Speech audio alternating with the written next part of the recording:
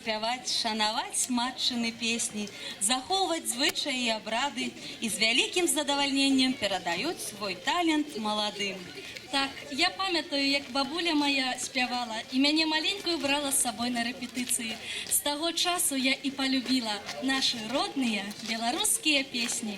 Так, моя даражэнькая, і узорны ансамбль беларускай народнай песні «Марачаначка» яскравы прыклад пераемнасці народнай творчасці ад людзей сталага ўзросту да маладога пакалення. Давайте ўсе разам паслухаем, як яны спяваюць.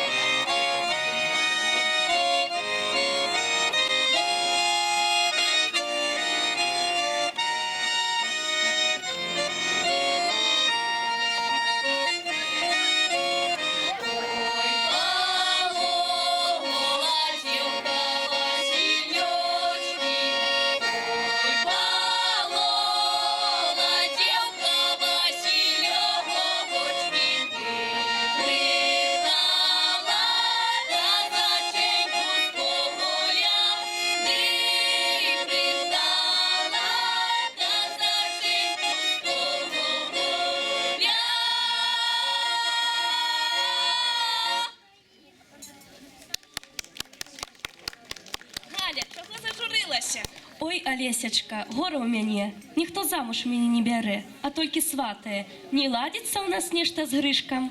Чаго гэта? Не ведаю, здаецца, і любіць ён мяне, але ўсё на другіх паглядае. Хопіць табе сумаваць. Давайте лепш пагуляем. Гульня называецца «Слепец». Становіцеся ў кола.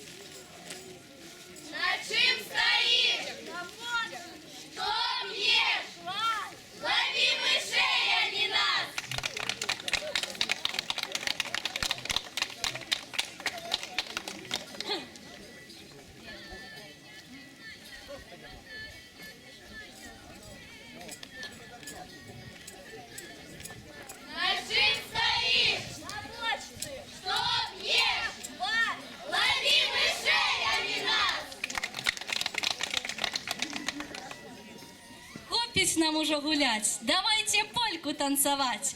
Полька шмат каленная.